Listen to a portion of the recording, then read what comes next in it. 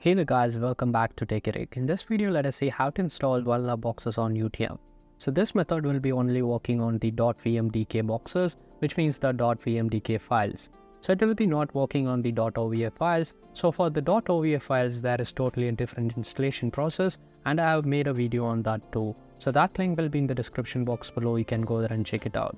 So I've already downloaded a box from Vulnhub, which is called Breakout. So I'm just going to install this Breakout box on UTM. So we can do that by just clicking on create a new virtual machine, and we can just emulate it. And over here we can just select the custom option, and now we can just skip this part.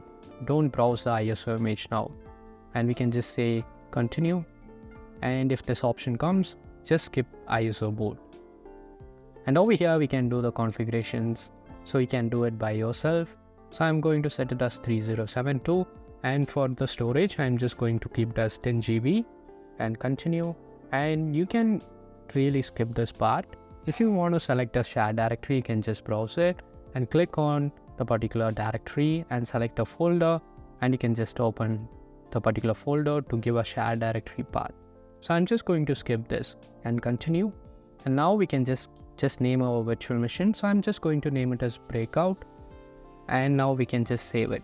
So on the top right corner we can see an edit option for this virtual machine. So I'm just going to click on that and select the operating system, and now we can just give an icon to this particular virtual machine.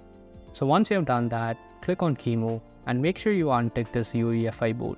So once you have done this, come down below, you can see the drives. Delete this particular drive and click on this drive again, the new drive, click import and select the VMDK files and open it. And now we can just save it. So now we can just play the virtual machine.